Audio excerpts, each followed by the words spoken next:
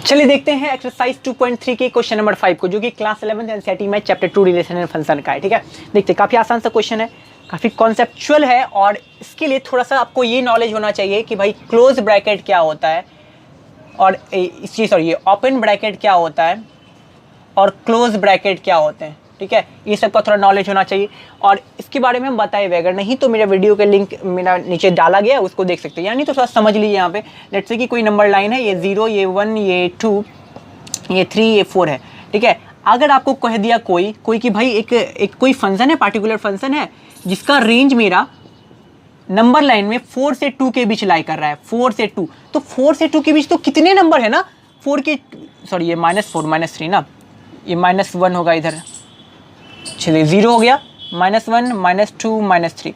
अगर कह दिया कि कोई जो रेंज है किसी पार्टिकुलर फंक्शन का, उसका रेंज जो है 2 से लेके -3 के बीच के हैं, 2 से लेके -3 के बीच के, ठीक 2 से 3 के, तो 2 और -3 के बीच तो कई नंबर्स हैं जी। 2 भी है, 1.1 1.2 1.3 भी तो होगा, 0.1 0.3 0.5 0.11 0.11 0.1 2 3 4 5, इस तरह करके कई नंबर्स होंगे। तो सारे नंबर्स को तो हम लोग नहीं लिख सकते ना, सारे नंबर्स को नहीं, तो उसी को शॉर्ट में लिखने का तरीका ही तो हम लोग बताए थे ना, ओपन ब्रैकेट क्लोज ब्रैकेट के रूप में। यानी कि 2 से लेके -3 तक के सारे वैल्यूज, 2 भी है और -3 भी, तो इसी को तो हम लोग ये क्लोज ब्रैकेट के टर्म में लिखते थे। इसके कहने का मतलब होता था कि भाई रेंज जो है 2 भी है, -3 भी है, और इसके बीच के बैठे हर नंबर भी है। ये जो ब्रैकेट है मेरा क्लोज ब्रैकेट, ये कहता है कि मेरे बगल में जो नंबर बैठा है उसको भी लो, मेरे बगल में जो बैठा है नंबर उसको भी लो, और इसके बीच के सारे वैल्यूज को भी लो। लेकिन अगर यहाँ पे हम लिख दिए 2 ओपन ब्रैकेट 2 -3 2, -3, तो इसके कहने का क्या मतलब है जानते हो? ये क्या कहता है कि जो मेरे बगल में बैठा है ना, ब्रैकेट के बगल में 2 और इस ब्रैकेट के बगल में -3, इस दोनों को छोड़ दो, इस दोनों को इंक्लूड नहीं कर रहे हैं रेंज में।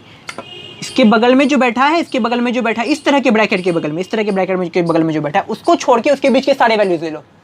यानी कि इस 3 को और 2 को छोड़ के, -3 और 2 को छोड़ के इसके बीच के सारे वैल्यूज इसमें आ जाएंगे, -3 और 2 को छोड़ के सारे वैल्यूज इसमें आ जाएंगे। तो इस तरह से इसका यूज़ किया जाता है। नहीं तो वीडियो के नीचे में लिंक दे रखा है, मैंने उसमें बहुत डिटेल बताया हुआ है इसके बारे में, ज़्यादा नहीं, 10 मिनट का वीडियो, जाके देख लीजिए। तो ये सबका थोड़ा बहुत नॉलेज होना चाहिए आपको इसको बनाने के लिए, और बेसिकली और इसमें कुछ है नहीं ज़्यादा इंपॉर्टेंट।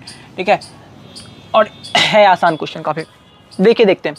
तो एक फंक्शन दिया गया है, बोला है find the range of each of the following function, जितने भी फंक्शंस हैं उस सबके रेंज फाइंड करने हैं, रेंज फाइंड करने। पहले देखते हैं, कोई फंक्शन है fx = 2 - 3x, जहां पे x मेरे रियल नंबर के घर से बिलोंग कर रहे हैं, रियल नंबर है सारे, x belongs to real number, और x belongs to real number, लेकिन कंडीशन दे दिया, रियल नंबर तो सारा होता है ना, -1 -2 -3 -4 से -∞ तक जाएगा, 0 भी होता है, फिर 1 2 3 4 5 6 सब होता है रियल नंबर, लेकिन कंडीशन दे दिया कि नहीं, x जो होगा वो मेरा <0 होगा, यानी कि सारे नेगेटिव टर्म्स होंगे, सॉरी x जो होगा मेरा >0 होगा ना, यानी कि सारे पॉजिटिव टर्म्स, ना तो 0 होगा, ना -1 -2 वाला माइनस वाला पार्ट भी नहीं होगा, और ना 0 होगा। हमेशा x क्या होना चाहिए, x जो रियल नंबर है वो क्या, x बड़ा होगा, किससे, तो 0 से बड़ा। अगर डोमेन लिखने के लिए बोलता है इसका जी, अगर डोमेन लिखता, हालांकि इसमें पूछा नहीं है डोमेन, लेकिन जान लो ना, थोड़ा क्लियरिटी आ जाएगा। अगर पूछता डोमेन तो 0 तो नहीं, लेकिन 0 से बड़े सारे नंबर, 0 तो नहीं लेकिन 0 से बड़े सारे नंबर, 0 तो नहीं, ये ब्रैकेट क्या बोलता है, 0 को इंक्लूड ना करो, और बड़े नंबर, कितना बड़ा नंबर, 1 2 3 4 5 6 लाख, अरब, करोड़, 10 अरब, 50 अरब, खरब, आगे जाते जाएंगे तो +∞ तक पहुंच जाएंगे ना हम लोग, +∞ तक पहुंचेंगे। ठीक है, यानी कि प्लस, ज़्यादा से ज़्यादा हम लोग +∞ तक पहुंच सकते हैं। और एक बात, कभी भी चाहे वो इन्फिनिटी हो या -∞ हो, उसके साथ हम लोग क्लोज इंटरवल का यूज़ नहीं करते, हमेशा ओपन इंटरवल का यूज़ करते हैं। क्यों? क्योंकि क्लोज इंटरवल हमको क्या कहता है कि मेरे बगल में जो नंबर है उसको भी लो, इंक्लूड करो, उसको भी इंक्लूड करो। लेकिन इन्फिनिटी को कैसे इंक्लूड कर देगी, आप ही बताओ ना। इन्फिनिटी का वैल्यू हम लोग को पता है क्या, आखिर इन्फिनिटी कितना बड़ा नंबर है, आपके सोच से कई गुना ज़्यादा बड़ा नंबर हो सकता है ये। तो इस वजह से इसके साथ कभी भी हम लोग क्लोज इंटरवल का नहीं, बल्कि ओपन इंटरवल का यूज़ करते हैं। ठीक है, क्लियर है? 0 से इन्फिनिटी के बीच इसका डोमेन हो गया। अब इसके रेंज को फाइंड आउट करना है, तो रेंज कैसे फाइंड आउट करेंगे ना, वो हमको कंडीशन से फाइंड आउट हो जाएगा। यानी कि कंडीशन क्या दिया रखा है, और रेंज बेसिकली होता क्या है, it is a values of set of fx। देखिए fx के वैल्यूज ही तो होते हैं रेंज, fx के जितने वैल्यूज होंगे, यानी कि x यहाँ पे पुट करेंगे, इनपुट करेंगे, आउटपुट मिलेगा, इनपुट करेंगे, आउटपुट मिलेगा, जितने भी आउटपुट होते हैं वही तो रेंज होते हैं। वही तो रेंज होते हैं, यानी कि एफ एक्स के वैल्यूज ही तो रेंज होते हैं।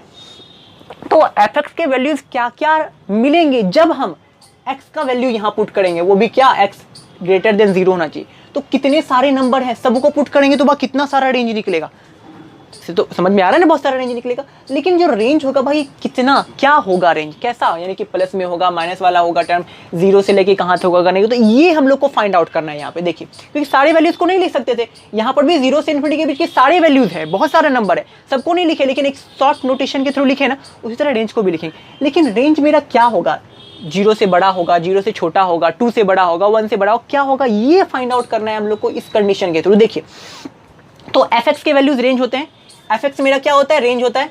एफ एक्स की वैल्यूज हमको क्या देंगे, रेंज देंगे, क्लियर है, एफ एक्स की वैल्यूज रेंज देंगे, ठीक है। तो कंडीशन दिया गया है कि एक्स ग्रेटर देन 0 होना चाहिए, ठीक। हम लोग क्या करते हैं, यहाँ पे देखिए इस पार्ट पे फोकस कीजिए, जो एफ एक्स है मेरा 2 - 3x के बराबर है। ऐसा करते हैं ना, इस पार्ट में यहाँ पे 2 - 3x लाते हैं, देखिए कितना कॉन्सेप्ट क्लियर होगा। 2 - 3x क्यों ला रहे हैं वो भी बताएंगे।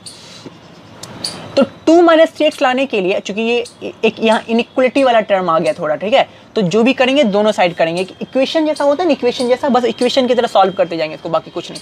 तो 3 है इधर, तो दोनों साइड 3 से इंटू करेंगे, ये मेरा 3x हो जाएगा, लेकिन ग्रेटर देन, और यहाँ पे 3 से इंटू करेंगे, 3 × 0 तो क्या होता है, 0 ही तो होता है, तो यहाँ पे इतना करने का जरूरत नहीं, 0। चलिए ये तो हो गया, लेकिन क्या देख रहे हैं यहाँ माइनस भी है, दोनों साइड माइनस से मल्टीप्लाई करेंगे, -3x 0 0 इंटू माइनस तो माइनस, लेकिन ये साइन यहाँ बदल जाएगा, क्यों, हम पहले बता चुके हैं क्वेश्चन नंबर 2 में, बहुत इंपॉर्टेंट क्वेश्चन है, वहां जाके देखिएगा। क्यों होता है कि हम लोग जानते हैं कि 5x अगर ग्रेटर देन 5 रहे, तो अगर इसके साइन को चेंज करते हैं, इसके आगे क्या है, प्लस है ना, पॉजिटिव साइन है, अगर इसके साइन को चेंज करते हैं तो ये पलट जाता है। देखिए अगर इसको -5x करेंगे, इसको -5 करेंगे, तो ये वैल्यू पलट जाएगा, ये जो ग्रेटर देन था ये लेस देन हो गया। यहाँ पे अभी 5x जो था ग्रेटर देन 5 था ना, या लेस देन 5 हो जाएगा। यानी कि अगर मेरा 3x ग्रेटर देन 0 रहे, तो अगर माइनस लगाते, माइनस को इंटू करेंगे दोनों तरफ, तो ये -3x हो जाएगा, और 0 इंटू माइनस तो भाई -0 का 0 ही रहेगा, तो वैल्यू पलट जाएगा। अरे वैसे भी नहीं पता है कि हम लोग को 5 ग्रेटर देन 2 है कि नहीं, दोनों साइड माइनस से मल्टीप्लाई करो, -5 -2 कौन बड़ा, अभी भी -5 को बोलोगे बड़ा, क्या -2 बड़ा होगा ना अभी, क्या, तो बस ये सब छोटा मोटा टर्म्स। तो -3x लेस देन हो गया यहाँ पे 0 से। अब देखते हैं 2 भी है, तो फाइनली दोनों साइड 2 को भी प्लस करते हैं, -3x लेस देन 0 + 2 तो 2 ही होता है, छोड़ी दोनों साइड प्लस करना है ना, तो यहाँ +2 लेस देन और 0 + 2 यानी कि 2 ही होता है। तो फाइनली -3x + 2, अच्छा -3x + 2 एक्चुअली में है क्या, 2 - 3x ही तो है, 2 - 3x ही तो है, 2 - 3x है, सॉरी यहाँ पे 2 है, 2 - 3x, अरे इसी को तो लिखे, इसी कुछ चीज़ को तो लिखे हैं बस, और कोई क्या लिखे हम लोग कम्यूटेटिव लॉ के तहत। चलिए ये तो हो गया। अब देखिए 2 - 3x एक्चुअल में है क्या, 2 - 3x मेरा है क्या, fx है, 2 - 3x मेरा क्या है, fx है, fx मेरा लेस देन 2, सॉरी fx मेरा लेस देन 2, और fx क्या होता है, रेंज होता है। इट मीन की रेंज मेरा क्या होगा, लेस देन 2, इट मीन की रेंज मेरा क्या होने वाले हैं, 2 से सारे छोटे नंबर्स मेरे रेंज होने वाले, इसलिए हम ऐसा किए। ये जो हम कर रहे थे, ये कंडीशन लेकर के इसलिए किए हैं ऐसा, ताकि हमको रेंज फाइंड आउट हो सके, फाइंड आउट कर सके कि रेंज कहाँ से कहाँ तक होगा। तो 2 से सारा छोटा नंबर होगा, 2 से छोटा नंबर तो बहुत है, 1 है, 0 है, -1 -2 -3 -4, सबको लिखोगे क्या, सबको लिखोगे, लिख पाना संभव है नहीं ना, तो हम लोग वही ब्रैकेट वाला का अपना हेल्प लेंगे, ब्रैकेट वाला का हेल्प लेंगे। इट मीन कि रेंज मेरा क्या हो जाएगा, फाइनली अगर रेंज लिखे हम, तो रेंज जो होगा, तो 2 से छोटा, 2 तो नहीं इंक्लूड करेंगे ना, 2 से छोटा हम लोग छोटा कहाँ तक जा सकते हैं, 2 से छोटा 1 0 -1 -2 -3 -4 -5 -100 -लाख -करोड़ -अरब -इन्फिनिटी तक जा सकते हैं। सबसे छोटा से छोटा -इन्फिनिटी हो सकता है। तो -इन्फिनिटी, और हम बताए थे इन्फिनिटी के साथ हमेशा ये ओपन ब्रैकेट, क्लोज ब्रैकेट का यूज नहीं, ओपन ब्रैकेट और 2 तक, और ये ओपन ब्रैकेट के साथ भी, क्योंकि 2 को इंक्लूड करना है नहीं, 2 को इंक्लूड करना है नहीं, 2 को तो बोलता है छोड़ के, 2 को एक्सक्लूड करना है हम लोग को, इंक्लूड नहीं करना, 2 को छोड़ना। ये ब्रैकेट क्या बोलता है, 2 को छोड़ दो, और ये बोलता है -इन्फिनिटी को छोड़ दो, और इसके बीच के सारे वैल्यूज, हो जाएंगे इसकी रेंज, क्लियर है, इसके बीच के सारे वैल्यूज रेंज हो जाएंगे। ठीक है, अब तो रेंज हो गया, क्योंकि अब हम अभी भी बता दिए -इन्फिनिटी के साथ भी हम लोग ये वाला ब्रैकेट का यूज करेंगे, ओपन ब्रैकेट का, क्योंकि -इन्फिनिटी का वैल्यू हम लोग को पता नहीं है कितना छोटा नंबर हो सकता है, आपके सोच से कई गुना छोटा हो सकता है वो वैल्यू। तो इसको हो गया रेंज। अब देखते हैं दूसरा नंबर। फाइनली दूसरा नंबर क्या बोल रहा है, दूसरा नंबर बोल रहा है कि f x is equal to x square plus 2 है, F x is equal to x square plus 2 है, जहां पे x is a real number. फिर से एक्स हमको रियल नंबर दे दिया, और एक्स का वैल्यू होता क्या है, एक्स का वैल्यू ही तो मेरा डोमेन होता है, एक्स का वैल्यू ही तो डोमेन होता है, जो डोमेन मेरा रियल नंबर्स। क्वेश्चन से ही बोल दिया। अब रेंज फाइंड आउट करना है, लेकिन यहाँ पे कंडीशन तो दिया नहीं है जी।